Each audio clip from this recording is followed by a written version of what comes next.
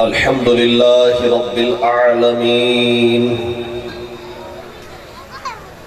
والصلاة والسلام على خاتم النبيين أما بعد فأعوذ بالله من الشيطان الرجيم بسم الله الرحمن الرحيم قال الله تبارك وتعالى في القرآن المجيد ذوي القربى حقه صدق الله العلي وصدق النبي الكريم الأمين قال الله تبارك وتعالى في شان حبيبه إن الله وملائكته يصلون على النبي يا أيها الذين آمنوا صلوا عليه وسلموا تسليما الصلاة والسلام عليك يا رسول الله وعلى آلك وأصحابك يا حبيب الله وعلى آلك وأصحابك يا حبيب الله الصلاة والسلام عليك يا نبي الله الصلاة والسلام عليك يا نبي الله وعلى آلك وأصحابك يا نور الله وعلى آلك وأصحابك يا نور الله رسول کریم صاحب خلق عظیم صلی اللہ علیہ وآلہ وسلم نے ارشاد فرمایا تم مجھ پر جمعہ کے دن درود کی کثرت کرو کہ یہ دن یوم مشہود ہے باقی دن تمہارا درود مجھ تک فرشتے پہنچاتے ہیں اور جمعہ کے دن تمہارا درود میں خود سنتا ہوں امام اہل سنت امام عشق و محبت امام احمد رضا خان علیہ رحمت الرحمن حضور صلی اللہ علیہ وآلہ وسلم کی حدیث کا بھی نقشہ کھینچتے ہیں حضور صلی اللہ علیہ وآلہ وسلم کی عظمت کو بھی بیان کرتے ہیں حضور صلی اللہ علیہ وآلہ وسلم کے معجزے کا ذکر بھی کرتے ہیں اور کیا فرماتے ہیں دور و نزدیک کے سننے والے وہ کان دور و نزدیک کے وہ سننے والے وہ کان لا الکرامت پہ لاکھوں سلام کہ حضور صلی اللہ علیہ وآلہ وسلم کی محبت میں اب سب جمع ہے اور آج جمعہ کا دن بھی ہے اور جمعہ کو یوم درود بھی کہا جاتا ہے لہٰذا ہم سب جمع چکے ہوئے ہیں ہمارے سہیل احمد اتاری محمد وسیم اتاری محمد نبیل اتاری محمد شہزاد اتاری ان کے والد مرحوم مغفور سلطان احمد علی رحمہ کے سال ثواب کے لیے اور ان کی سسٹر جو عثمان عارف کے بچوں کی والدہ تھی ان کا انتقال ہوا اور ان کے انتقال پر ملال کے ایصال ثواب کی محفل میں ہم سب جمع ہیں ہم سب کا جمع ہونا بالخصوص جانے والے کے لیے بخشش کی دعا کرنا ہے اور جہاں پر جتنے زیادہ مسلمان جمع ہوتے ہیں وہاں پر اللہ پاک کی بارگاہ میں دعا جن کی قبول ہوتی وہ بھی زیادہ لوگ ہوتے ہیں اور جمعہ کے دن ایک گھڑی ایسی آتی ہے اس گھڑی میں جو اللہ کریم سے مانگا جائے وہ رد نہیں ہوتا قبول ہی قبول ہوتا ہے اور حدیث پاک سنو ارشاد فرمایا جمعہ تمام دنوں کا سردار ہے ارشاد فرمایا جمعہ کے دن اللہ ایک نیکی کا ثواب 70 گنا زیادہ عطا فرماتا ہے لہذا ہم جتنے جمع ہیں اگر ہم درود پڑھیں گے تو ایک بار پڑھیں گے تو 70 بار پڑھنے کا ثواب ملے گا ایک بار سبحان اللہ کہیں گے تو 70 بار سبحان اللہ کہنے کا ثواب ملے گا اور ایک بار سبحان اللہ کہے تو جنت میں عظیم الشان درخت لگ جاتا ہے اور ایسا درخت لگتا ہے کہ اگر کوئی 500 سال گھڑ سوار گھوڑا دھڑائے تو اس درخت کا سایہ بھی ختم نہ ہو پائے. جنت میں ایسا عظیم الشان درخت اللہ اس کو عطا فرمائے گا جو ایک بار سبحان اللہ کہے گا. مل کے کہیے ذرا اور مل کے پڑھیے. آپ مل کے درود پاک پڑھیے. صلاۃ والسلام علیک یا رسول اللہ وعلی آلک واصحابک یا حبیب اللہ. چونکہ پردے میں لیڈیز بھی جمع ہے اور بالکل آرڈیننس بالکل جو سامنے ہے یہ مرد حضرات ہیں. قرآن کریم کے 2 لفظ یہ تلاوت کی ہے. اللہ پاک ہمیں ان 2 لفظوں کو توجہ سے سمجھنے، سیکھنے اور اپنی زندگی کے اس کے مطابق بسر کرنے کی توفیق عطا فرمائے.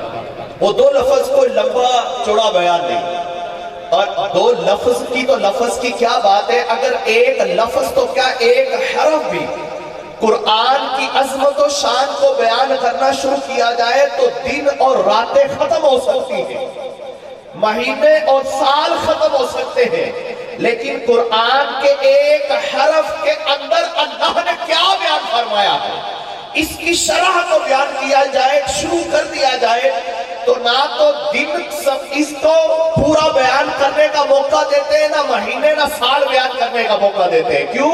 مولا کائنات مولا علی شیر خدا حیدر قرار علی المرتضی رضی اللہ عنہ، کون؟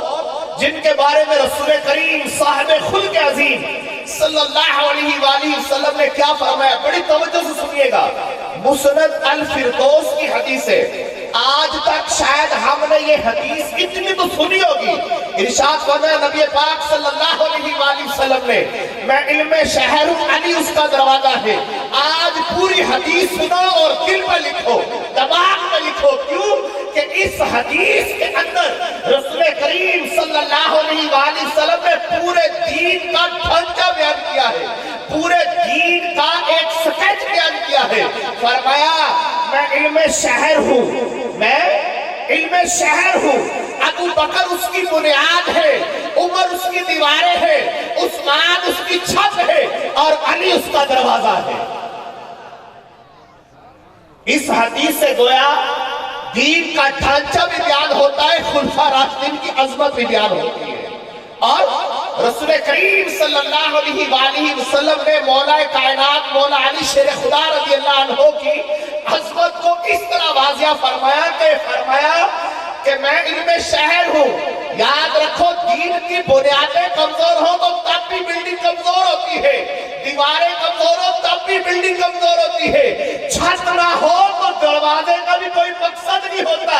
اور جب بنیادیں مضبوط ہو، دیواریں مضبوط ہو، چھت مضبوط ہو تو پھر دروازہ جو ہے وہ بھی اپنا رول پلے کرتا ہے، کردار ادا کرتا ہے. کیا فرمایا؟ توجہ سے سنو. فرمایا میں علم شہر ہوں، ابو بکر اس کی بنیاد ہے، عمر اس کی دیواریں ہیں، عثمان اس کی چھت ہے اور علی اس کا دروازہ ہے. آؤ اس دین کے، جس دین کے دروازے کا، جس شہر کے علم کے دروازے کو کس کو کہا گیا؟ مولا کائنات مولا علی شیر خدا رضی اللہ عنہ. آپ فرماتے ہیں کہ اگر میں صرف سورہ فاتحہ الحمدللہ شریف کی تفسیر بیان کرنا شروع کروں تو 70 اونٹ اس سے بھر جائے.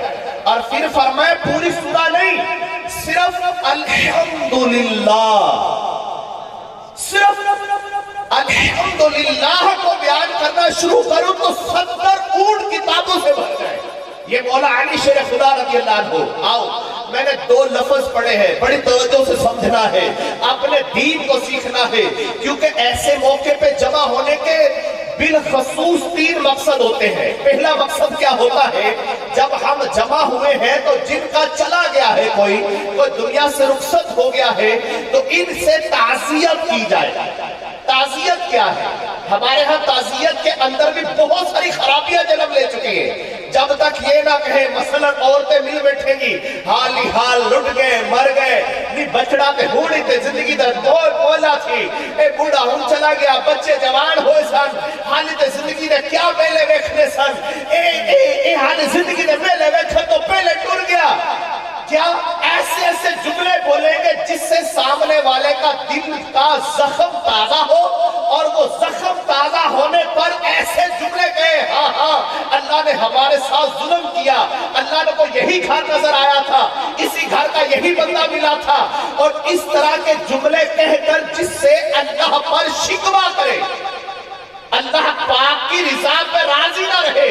توجہ سے سنیے، حدیث پاک بھی، شریعت کا مسئلہ بھی، اور قانون سنے شریعت کا۔ آج مرحوم ایڈوکیٹ سلطان احمد ان کے سال ثواب کے لیے جمع ہے، ہوتا ہی اصول کو لے کے چلنے والا ہوتا ہے، اور پوری زندگی لا پڑھتے پڑھتے گزار دیتا ہے، اور پھر اس لا کو نافذ کرتے ہوئے گزار دیتا ہے۔ اصول، لہٰذا دین کا پرنسپل سمجھے، دین کا پرنسپل کیا ہے، دین کا رول کیا ہے۔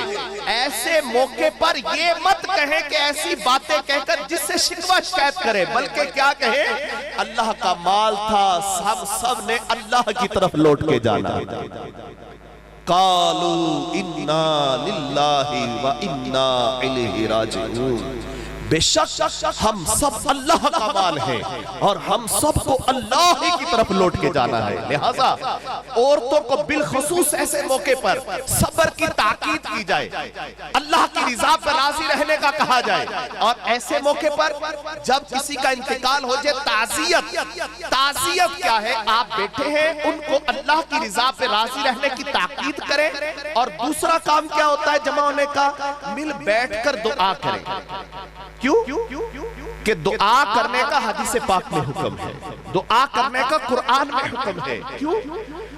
اللہ کے نبی رسول کریم صلی اللہ علیہ وآلہ وسلم تشریف فرما ہے، صحابہ اکرام رحمہ اللہ تشریف فرما ہے، حضور جان کائنات فخر موجودات شاہ موجودات صلی اللہ علیہ وآلہ وسلم نے فرمایا، میری امت جب قبروں میں جائے گی تو گناہگار ہوگی، مگر جب قبروں سے نکلیں گے تو بخشے ہوئے ہوں گے۔ سیدنا ابو بکر صدیق رضی اللہ عنہ فرماتے، ہم میں سے ایک نے عرض کی، اے اللہ کے محبوب صلی اللہ علیہ وآلہ وسلم، کیا آپ کے امتی قبر میں نماز پڑھیں گے؟ کیا یہ امتی قرآن کی تلاوت کریں گے؟ کیا صدقہ خیرات کریں گے؟ ایسا کون سا عمل کریں گے جس وجہ سے اللہ آپ کی امت جب قبروں میں تو گناہگار ہوگی، جب قبر سے نکلے گی تو بخشی جائے گی؟ ارشاد فرمایا رسول کریم صاحب خلق عظیم صلی اللہ علیہ وآلہ وسلم نے کہ ان کے پچھلے ان کے لیے بخشش کی دعا کریں گے، ان کے لیے نماز پڑھیں گے، ان کے لیے قرآن پڑھیں گے، اور ان کے لیے اللہ کی بارگاہ میں دعا کریں گے، اللہ ان کی دعاؤں کو قبول فرما کر ان کو بخش دے گا۔ اور دیکھو، یہ تو حدیث کا مضمون سنا آپ نے۔ آؤ، جب قرآن پڑھتے ہیں، قرآن اپنے کیسی خوش اسلوبی کے ساتھ ہمیں دعا کرنے کا حکم دیتا ہے، اور کتنا خوبصورت فرماتا ہے۔ اللہ رب العباد جل شانہ فرماتا ہے، جب تمہارے ماں باپ دونوں یا دونوں میں سے ایک دنیا سے چلے جائیں، یا تم اپنے ماں باپ کے لیے دعا کرنے کا ارادہ کرو تو اپنے ماں باپ کے لیے دعا کرتے وقت یوں کہو، قُل رَبِّ ارْحَمْهُمَا كَمَا رَبَّيَانِي صَغِيرًا، قُل رَبِّ ارْحَمْهُمَا كَمَا رَبَّيَانِي صَغِيرًا، قُل رَبِّ ارْحَمْهُمَا كَمَا رَبَّيَانِي صَغِيرًا۔ اے میرے پروردگار، اے میرے مالک، اے میرے خالق، اے میرے مولا، میرے ماں باپ پر رحم فرما۔ کس طرح کہ جب میں چھوٹا سا تھا مجھ پر رحم کیا کرتے تھے۔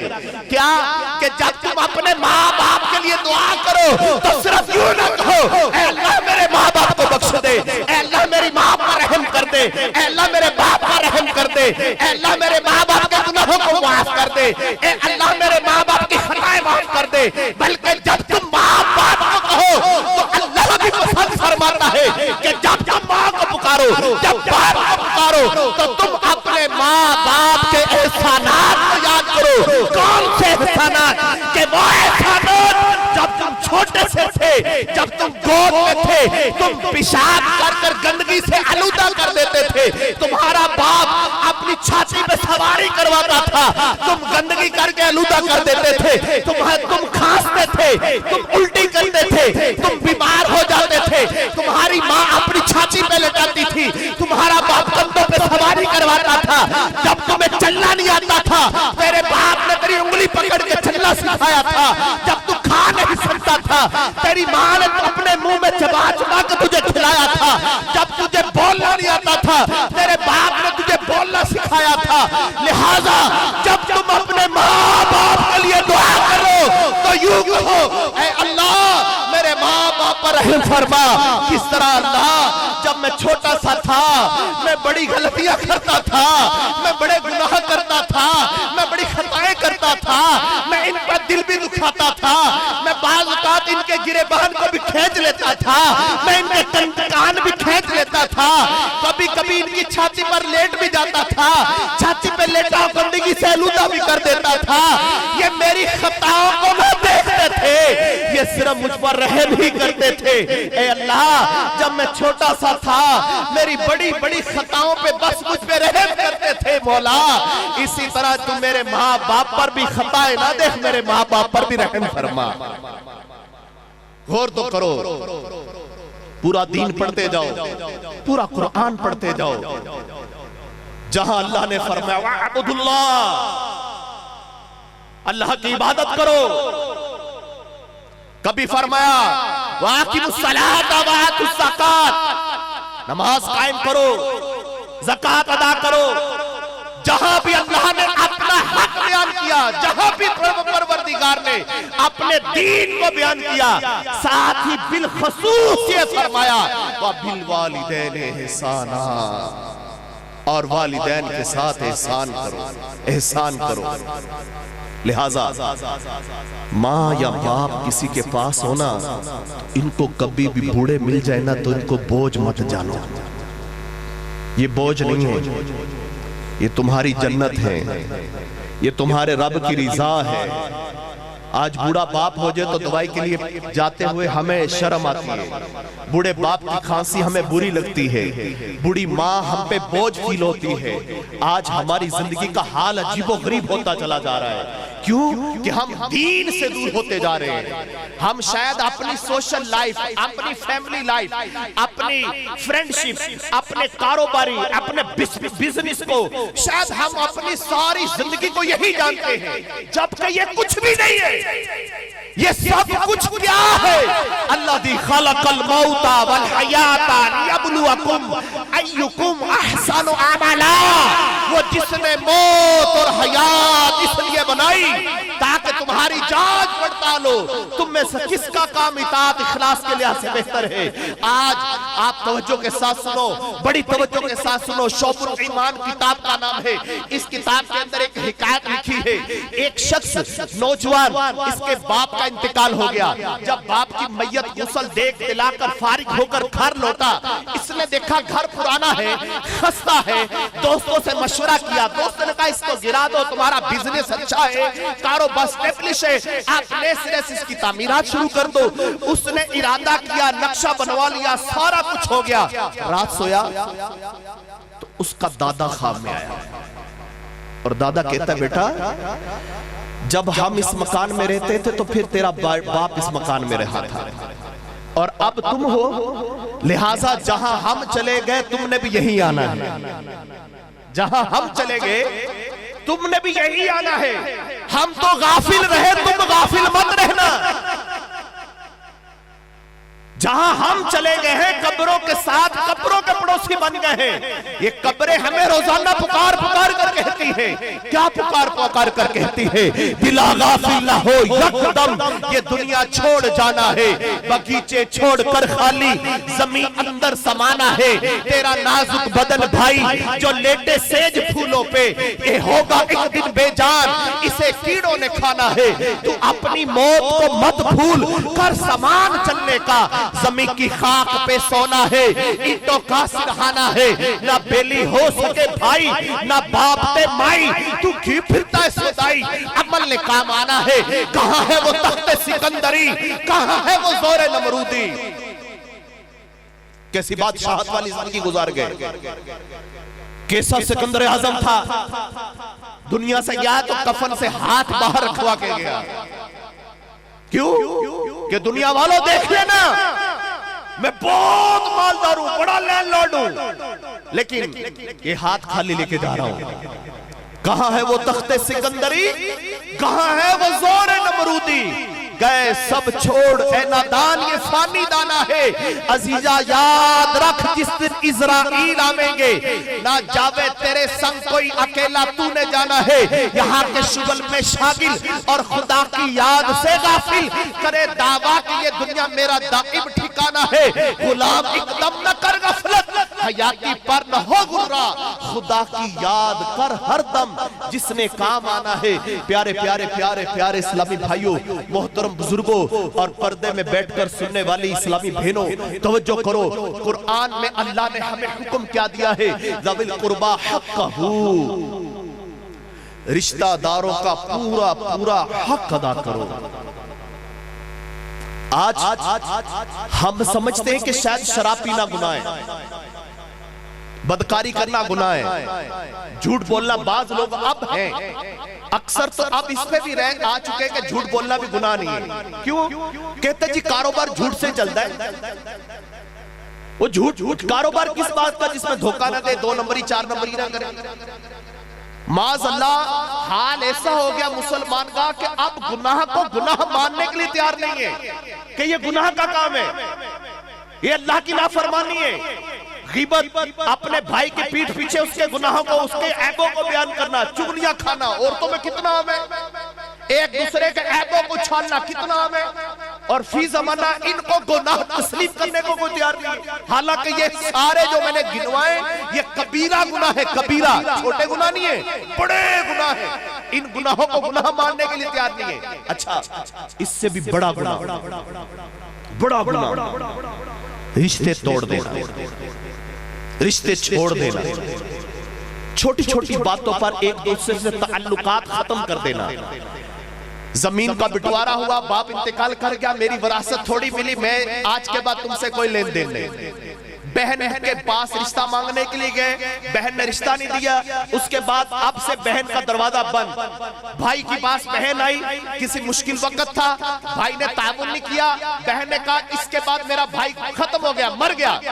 اللہ کے بندو، یہ رشتے تم نے بنائے، جب جی چاہتا ہے توڑ دیتے ہو، جب جی چاہتا ہے جوڑ لیتے ہو۔ یہ رشتے کس نے بنائے؟ اللہ نے۔ کس نے بنائے؟ کس نے؟ اللہ نے۔ توجہ کے ساتھ بات سنو، توجہ کے ساتھ۔ مجھے اور آپ کو کس نے پیدا کیا؟ مل کے بتائیے، مجھے اور آپ کو کس نے پیدا کیا؟ اللہ۔ مل کر۔ ابھی تو اللہ کہتے بھی شرم آتی ہے۔ جی ہاں، بعض لوگوں کا تو یہ ذہن بن چکا ہے کہ جی سبحان اللہ، الحمدللہ، اللہ اکبر، لا الہ الا اللہ، یا کسی محفل میں بیٹھے ہو نا تو یہ سبحان اللہ کہنا بھی مولانوں کا کام ہوتا ہے، کیونکہ ان کو اس لیے بلایا ہوتا ہے ہم نے۔ نہیں، ہم سب اللہ کے بندے ہیں، ہم سب کا کام اپنے رب کی عبادت کرنا ہے، اور ہماری زندگی میں آنے کا اور کوئی مقصد نہیں ہے، اللہ کی عبادت کرنا ہے۔ آپ کہیں گے پھر کیا کریں جی، نماز پڑھتے رہے، قرآن پڑھتے رہے، یہی عبادت ہے؟ نہیں، میں آپ کو آج عبادت بالکل کھول کر بیان کر رہا ہوں۔ عبادت، قرآن بیان کر رہا ہوں۔ عبادت کیا ہے؟ عبادت کیا ہے؟ اس کو توجہ کے ساتھ سمجھنے کی کوشش کریے، غور کیجئے۔ مجھے اور آپ کو کس نے پیدا کیا؟ مل کر۔ ہمیں تو اللہ کہتے ہوئے شرم پھر آ رہی ہے، تو غور کرو، توجہ سے سنو۔ اگر کوئی نیک بندہ کہتا ہے نا یا اللہ، اللہ رب العباد 3 بار فرماتا ہے لبیک یا عبدی، اے میرے بندے میں حاضر ہوں، مانگ کیا مانگتا ہے؟ کیا کہتا ہے؟ نیک بندہ، متقی بندہ، پرہیزگار بندہ، عبادت گزار بندہ۔ اور سنو، اور جب کوئی گناہگار بندہ کہتا ہے یا اللہ، اللہ 70 بار فرماتا ہے ہاں میرے بندے، مانگ میرے بندے، اور فرشتوں کو مخاطب کر کے فرماتا ہے فرشتوں اس کو دینے میں جلدی کرنا، کیونکہ بڑے عرصے بعد اس نے مجھے پکارا ہے، یہ دوبارہ مجھ سے روٹ نہ جائے، آج اس نے پکارا ہے تو اس کو جلدی دو، اس کو پوچھو کیا مانگتا ہے۔ اور غور تو کرو، بندہ جب ایک بار کہتا ہے استغفر اللہ العظیم و اتوب الیہ، مولا کائنات حضرت علی رضی اللہ عنہ فرماتے ہیں جب بندہ ایک بار یہ جملہ کہتا ہے اللہ پاک اس کے اگلے پچھلے گناہ معاف فرما دیتا ہے۔ اپنے رب کو پکارو، اپنے رب کو یاد کرو۔ آؤ مل کے بتاؤ، مجھے اور آپ کو کس نے پیدا کیا؟ مل کر، کس نے پیدا کیا؟ پیچھے تک آواز ہے، کس نے پیدا کیا؟ ہمیں کس نے پیدا کیا؟ مجھے میرے ماں باپ کو کس نے پیدا کیا؟ میرے بھائی بہنوں کو کس نے پیدا کیا؟ میرے دادکے کے رشتے کس نے قائم کیے؟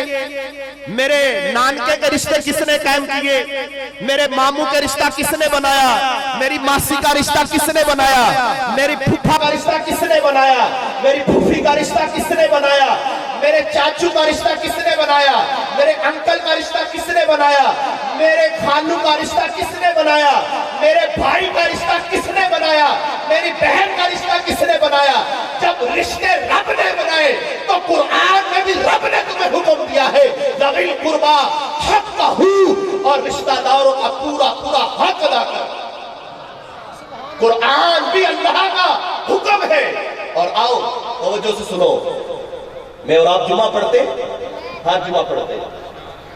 جمعہ کے دن جب بھی منبر پر خطیب آتا ہے، اذان ثانی ہوتی ہے، اس کے بعد منبر پر کھڑا ہوتا ہے اور اللہ کا دین بیان کرتا ہے، اور کیا کہتا ہے؟ اللہ کی حمد و ثنا کرتا ہے۔ اس کے بعد رسول کریم صلی اللہ علیہ وسلم کی رسالت کو بیان کرتا ہے۔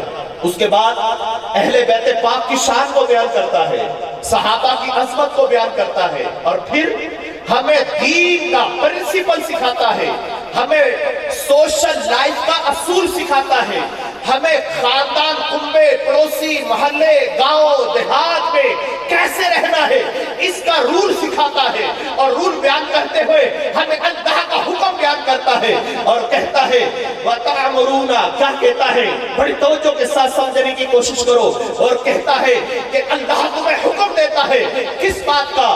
کہ عدل کا، احسان کا، ذوی القربی اور رشتہ داروں کے ساتھ احسان کرنے کا، ان سے عدل کرنے کا، ان کے ساتھ حق ادا کرنے کا۔ آپ غور تو کریں، آج ہم چھوٹی چھوٹی باتوں پہ لہٰذا اپنے رشتے نہ توڑیں، کیا کریں؟ رشتے جوڑیں۔ ایک رشتے کیسے جوڑے جاتے ہیں، کیسے نبھائے جاتے ہیں؟ بڑی توجہ سے سمجھیے گا۔ رشتے نبھانے کے لیے سیدھے تانے نہیں جاتے، گنے سیدھی نہیں کی جاتی، ہاتھ اٹھائے نہیں جاتے، نگاہوں میں نگاہیں نہیں ڈالی جاتی، بلکہ رشتے نبھانے کے لیے نگاہیں جھکائی جاتی ہیں، سینے بچھائے جاتے ہیں، ہاتھ پھیلائے جاتے ہیں، اور سینوں سے لگا کر رشتوں کو نبھایا جاتا ہے۔ اور کیسے نبھایا جاتا ہے؟ بڑی توجہ سے رسول کریم صلی اللہ علیہ وآلہ وسلم نے سوشل لائف کا ایک پرنسپل حدیث کے اندر بیان کیا ہے۔ بڑی توجہ سے آج کے بیان کا یہ حدیث جو ہے نا، یہ خلاصہ ہے۔ بڑی توجہ سے لیڈیز بھی توجہ سے سنیں، جینٹس بھی توجہ سے سنیں۔ مولا کائنات مولا علی شریف خدا رضی اللہ عنہ رسول کریم صلی اللہ علیہ وآلہ وسلم کے پاس حاضر ہیں۔ حضور سراپہ نور صلی اللہ علیہ وآلہ وسلم نے فرمایا علی، اے علی، میں اخلاقیات کا عروج بیان کروں؟ عرض کہ اللہ کے رسول صلی اللہ علیہ وآلہ وسلم، میری ماں قربان، باپ قربان، میری جان قربان آپ پر، میں نے ساری بھلائیاں آپ سے تو سیکھی ہیں، ضروری ارشاد فرمائیے۔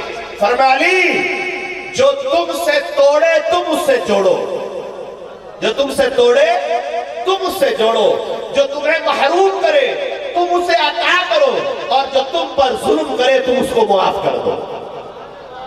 یہ سوشل لائف کا فیملی کے اندر بہت اچھی مینجمنٹ ہو، میرا گھر بہت اچھا چلے۔ جو شخص یہ چاہتا ہے میں ڈپریشن کا شکار نہ ہوں، جو شخص یہ چاہتا ہے میرے گھر میں مرض کم سے کم ہو، جو شخص یہ چاہتا ہے میرے گھر کے اندر سکون، پرسکون ماحول ہو، میرے گھر میں بہت ایزی لائف ہو، میں جس محلے میں رہوں سارے محلوں والوں سے میرا اچھے ریلیشن ہو، سارے خاندان والوں سے میرا اچھا تعلق ہو، وہ رسول کریم صلی اللہ علیہ وآلہ وسلم کی اس حدیث کو اپنے پلے سے باندھ لے۔ کیا ارشاد فرمایا؟ جو تمہیں سے توڑے تم اس سے جوڑو۔ کوئی روٹ رہا ہے تو آپ جا کے بنائیے گا۔ جو تمہیں محروم کرے، آپ گئے تھے آپ کی عزت نہیں کی تو کوئی بات نہیں، آپ عزت کر لیجئے۔ آپ گئے تھے اس نے اچھا کھانا نہیں کھلایا تو کوئی بات نہیں، آپ کھلا دیجئے۔ آپ گئے تھے کسی نے اچھا نہیں کھلایا، آپ کھلا دیجئے۔ آپ بھی تو مسلمان ہیں، آپ بھی تو اسی نبی کے امتی ہیں، آپ بھی تو اسی قرآن کو ماننے والے ہیں۔ آپ جو اس سے چاہتے ہیں کہ وہ ایسا ہو، آپ ویسا بھٹ کر اس کو ایسا کر لیجئے نا۔ پھر بہت پیارا اصول، کیا؟ جو تم پر ظلم کرے تم اس کو معاف کر دو، معاف کر دو۔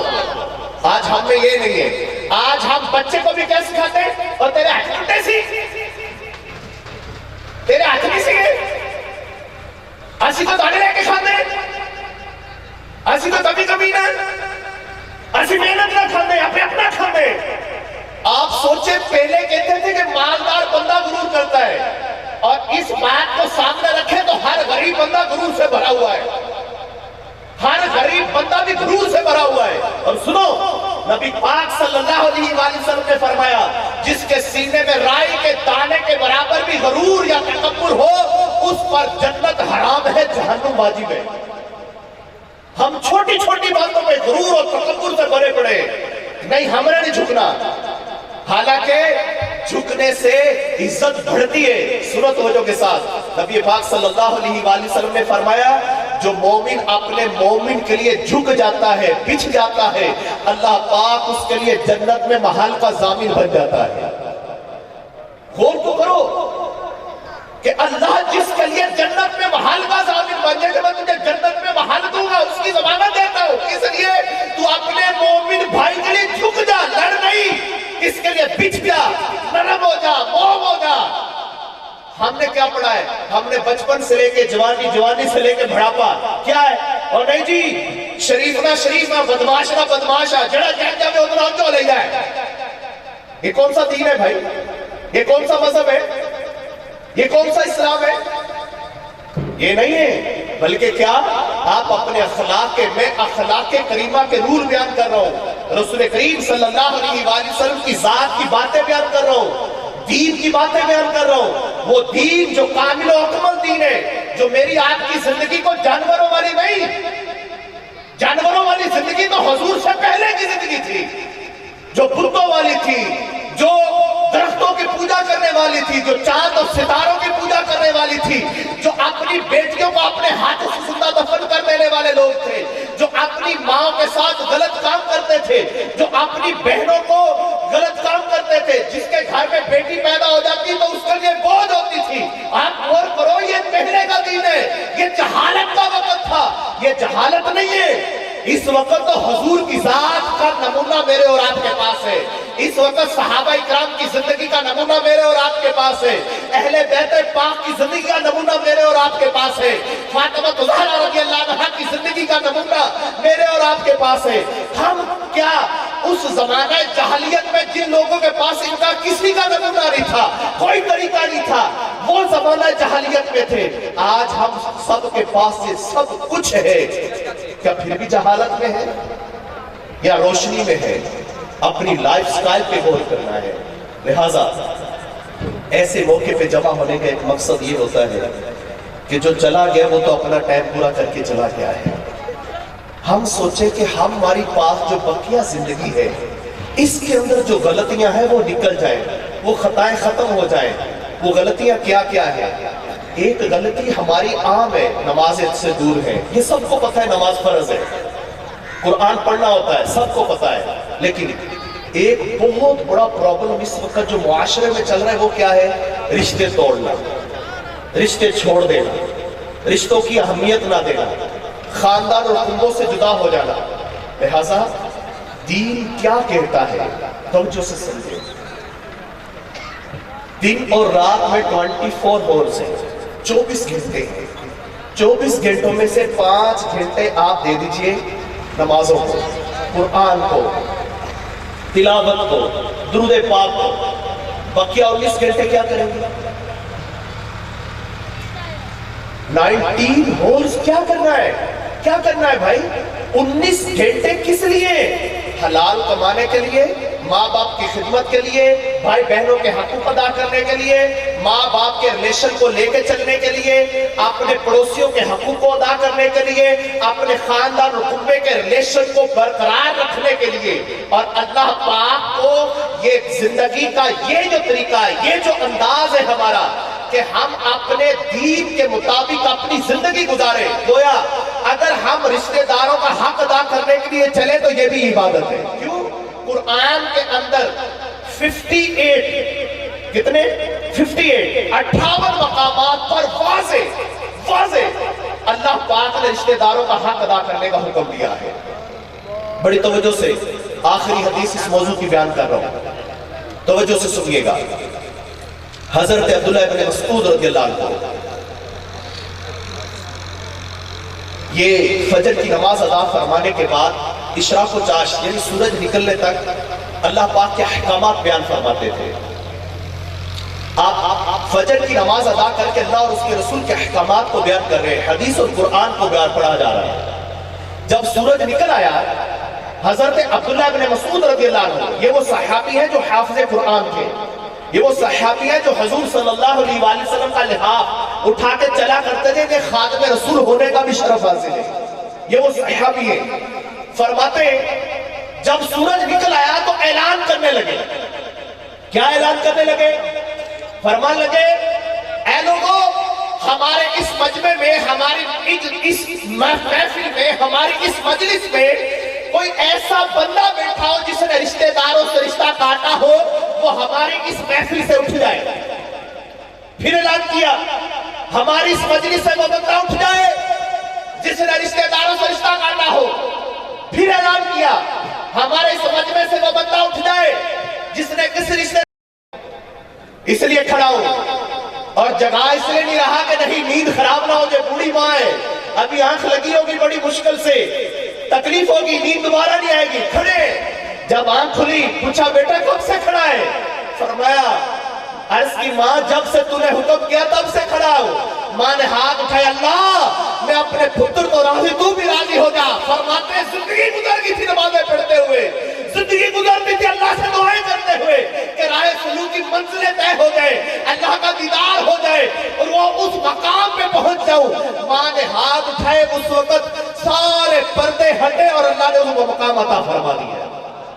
لہذا ہم بات سوال کرتے ہیں جی ماں دا رشتہ زیادہ ہے یا باپ دا حق زیادہ ہے یا ماں دا حق زیادہ ہے؟ توجہ سے سمجھیے گا، خدمت کے لحاظ سے ماں کا حق پہلا ہے اور اطاعت کے لحاظ سے باپ کا حق پہلا ہے۔ کیوں؟ کہ باپ ہمیں معاشرے میں رہنا سکھائے گا۔ ماں کا حق بھی پہلا ہے، باپ کا حق بھی پہلا ہے۔ ہاں حدیث میں ہے 3 بار ماں کا حق بیان کیا گیا اور چوتھی بار پھر باپ کا حق بیان کیا گیا۔ اچھا بھائیوں بہنوں کا رشتہ اگر سارے بیان کی کیلکولیشن کروں تو میاں صاحب نے بڑی پیاری بات کی ہے۔ میاں محمد بخش آف کھڑی شریف آپ فرماتے ہیں بھائی بھائیاں دے درد وڈا دے، بھائی بھائیاں کیا باوا، باپ سراں دے تاج محمد تے ماما ٹھنڈیاں چھاوا۔ بھائی بھائیاں دے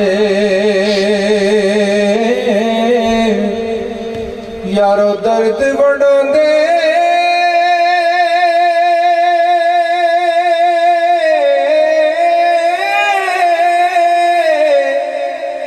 تے بھائی بھائیاں دیاں باواں،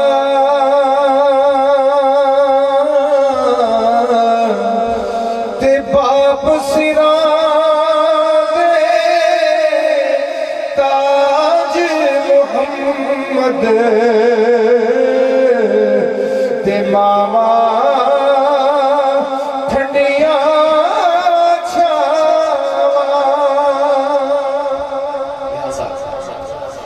آپ جو بھی بیٹھے ہو، جو پردے میں سننے والی ہے، جو یہاں بیٹھے ہو، جس کی ماں زندہ ہے نا، ایک بار یہاں سے جانے کے بعد میں آپ سے کچھ بھی نہیں لیتا، یہاں سے جانے کے بعد دیکھو یہ ماں ہے نا، ماں جس کی نہیں نا اس سے پوچھنا ماں ہوتی کون ہے، وہ بتائے گا کہ ماں وہ ماں ہے کہ جب موسیٰ علیہ السلام بھی چلے کوہ طور کی طرف تو حکم آتا ہے کہ اے موسیٰ آج قدم سنبھل کے رکھنا، تیرے پیچھے جو ہاتھ اٹھتے تھے وہ ہاتھ اٹھانے والی آج نہیں ہے۔ جس کی ماں ہے نا وہ ایک بار جا کے اپنی ماں سے ایک بار ہی کہہ دے ماں زندگی میں بڑی غلطیاں کی ہیں، ایک بار ماں، ایک بار عظمتاں کی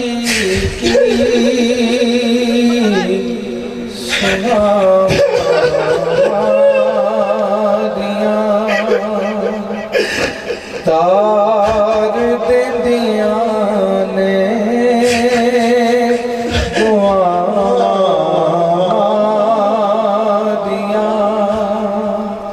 لال پیارا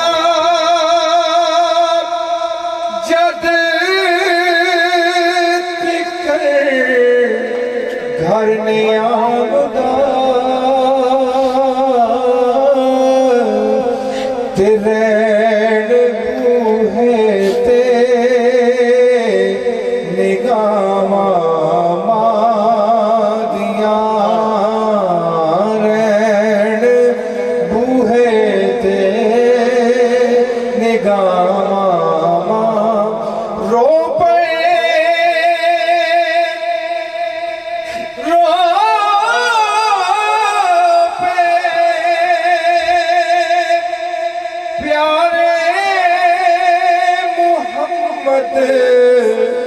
مصطفیٰ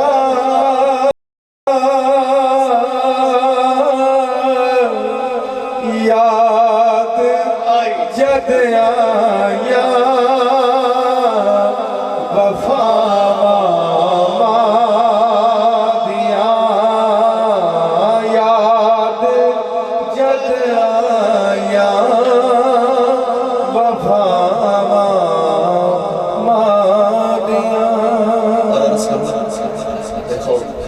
اپنی ماں کو گھر کی نوکرانی نہ بنانا، یہ تمہارے لیے جنت ہے۔ اور اپنے باپ کو صرف اے ٹی ایم کارڈ نہ سمجھو، جس کا باپ ہے نا اس کو صرف اے ٹی ایم کارڈ نہ سمجھو۔ ہم نے تو شاید باپ کو یہی رکھا ہوا کہ ابا جتنے پیسے چاہیے اے دے دو اے دے دو اے دے دو، نہیں، یہ باپ تو وہ ہے جس کی رضا میں رب کی رضا ہے۔ لہٰذا باپ چلا جاتا ہے نا تو باغ کا مالی چلا جاتا ہے، اور جب باغ کا مالی نہیں ہوتا نا تو پھر پھول سوکھ جاتے ہیں، پتیاں بکھر جاتی ہیں، اور پھر وہ حال آپ نے بھی دیکھے ہم نے بھی دیکھے ہیں کہ باپ کے بعد حال بے حال ہوتا ہے۔ جس کا باپ ہے نا باپ مرے تاثر ننگا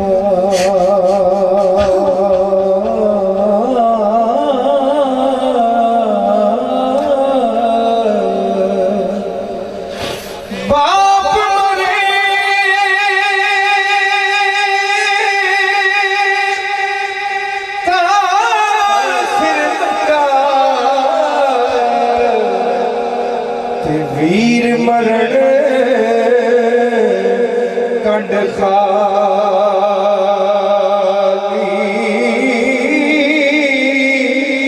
تے ماواج محمد بخشا اوے کون کرے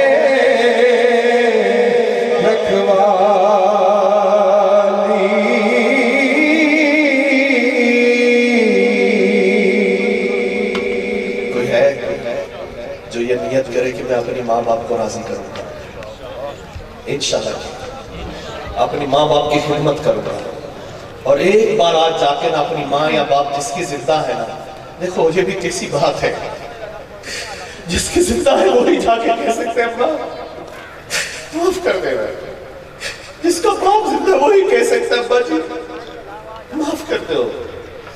جب یہ چلا جائے گا پھر یہ بھی کہنے جو کہ نہیں رہو گے، آج یہ ہے، لہذا اس کے بعد جا کے نا ایک بار معافی مانگ کے اس کو راضی کرنا، اور اس کو کہنا کہ آپ ہاتھ اٹھا کے کہہ دو اللہ میرا پتر ہے، تو بھی راضی ہو جا میں بھی راضی ہو گیا۔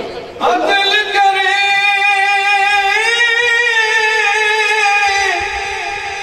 عدل کرے تا تھر تھر کمبن اچھیاں شانہ والے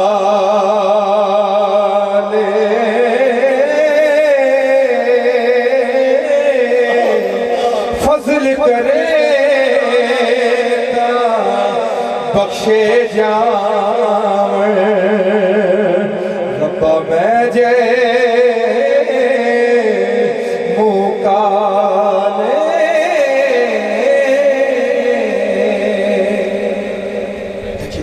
مقصد ہے کہ میری زندگی اچھی ہو جائے. میں آپ کو عرض کرتا ہوں میاں محمد بخش رحمت فرماتے چنگے بندے دی صحبت یار جویں دکانت دارا سودا بھاویں ملا لیے تے ہلے آر ہزارا تے مندے بندے دی صحبت یار جویں دکان لوہارا کپڑے بھاویں گنج گنج بئیے پھر بھی چنگا پیر ہزارا. اور بابا فرید علی رحمت فرماتے اٹھو فریدا سوتیا میلہ ویکھن جا جو کوئی مل جا بھی بخشیا تو تو ہی بخشیا جا کہ غافل اچھوں کی سنگت اختیار کر اچھوں کے ساتھ دوستی اختیار کر. الحمدللہ دعوت اسلامی ایک تبلیغ قرآن و سنت کی عالمگیر تحریک ہے. دیکھیں ماشاءاللہ ہمارے سہیل بھائی وسیم بھائی یہ نبیل اور ہمارے مختار احمد بھائی جو ہیں یہ مل جل کر تینوں بھائی دعوت اسلامی سے وابستہ ہیں. امیر علیہ سنت مولانا الیاس قادری صاحب کے مرید ہیں اور اپنے باپ کے لیے وصال ثواب کا اہتمام کرتے ہیں. آج اپنی بہن کے لیے وصال ثواب کا عالیشان اہتمام کر کے بیٹھے ہیں. کیا اپنی ماں اور باپ کی بہن کے لیے بخشش کی تو ان کے بہن کے لیے بھی دعا کریں پھر آپ غور کریں وجہ کیا ہے اچھا ہو. آج چاہتے سب ہیں کیا یار دعا کرو میری اولاد اچھی ہوئے دعا کرو یار میری اولاد چنگی ہوئے. بھائی میں چنگا ہوں میری اولاد کی صحبت اچھی ہے. آؤ الحمدللہ ان بھائیوں نے مل کر آپ کی گاؤں کے لیے ایک ارادہ کیا ہے کہ انشاءاللہ الکریم دعوت اسلامی کے تحت انشاءاللہ بچے اور بچیوں کا مدرسہ کھولنے جا رہے ہیں. تو یہ جلد انشاءاللہ آپ کو خوشخبری مل جائے گی. بہت جلد یہاں بچے اور بچیوں کا مدرسہ کھلے گا. اس مدرسے میں انشاءاللہ الکریم قرآن بھی پڑھایا جائے گا اسکول کی تعلیم بھی دی جائے گی اور انشاءاللہ بہت جلد یہ مدرسہ کھل جائے گا. آپ جتنے بیٹھے ہیں نا اس گاؤں کے اطراف کے رہنے والے آپ ذہن بنا لو جیسے اس مدرسے کی خوشخبری ملے نا تو اپنے بچوں کو اس مدرسے میں ڈالنا. کیوں یہ دعوت اسلامی کے جو مدرسے ہیں نا اس میں صرف تعلیم نہیں دی جاتی اس میں تعلیم کے ساتھ تربیت بھی کی جاتی ہے کیونکہ تربیت سے طبیعت بنتی ہے. دین بھی پڑھایا جاتا ہے ساتھ تربیت کی جاتی ہے. اور دعوت اسلامی دنیا کی سب سے بڑی اسلامی تنظیم ہے. الحمدللہ اس وقت دعوت اسلامی 7700 تقریباً 9,10,000 سے زائد مدرسے دعوت اسلامی چلا رہی ہے. ان مدارس میں پڑھنے والے بچے اور بچیاں 5 لاکھ سے زیادہ ہیں. ان میں 30% وہ بچے جن کا 3 ٹائم کا کھانا رہائش سب فری ہے. دعوت اسلامی الحمدللہ بچیوں کے مدرسے لا گئے بچوں کے مدرسے لا گئے حفظ و ناظرہ کی تعلیم اس کے ساتھ سے اسکول کی تعلیم. اور سنو دعوت اسلامی 5 پڑھا بچہ لیتی ہے حافظ بناتی ہے پھر 6ٹھی 7ویں 8ویں 9ویں 10ویں FA BEd اور 7 درس نظامی عالم دین کورس کرواتی ہے. اس کی گریجویشن بھی کمپلیٹ اور اس کے ساتھ عالم دین کورس بھی اور کوئی فیس نہیں نہ اس کا ہوٹل بھی فری ہے اس کا ہاسٹل بھی فری ہے 3 ٹائم کا کھانا بھی فری ہے. اور الحمدللہ دنیا کے اندر دعوت اسلامی دنیا بھر میں حفاظ اور عالم بھیجتی ہے. الحمدللہ آپ سب کو میں دعوت دیتا ہوں آپ سب سے پہلے اپنے گھر سے ایک بچہ دین کا چراغ اپنے گھر میں ایک عالم دین ایک حافظ قرآن بنائے جو آپ کے گھر کے اندر اللہ اور اس کے دین کے احکام کو آپ کو بیان کرے.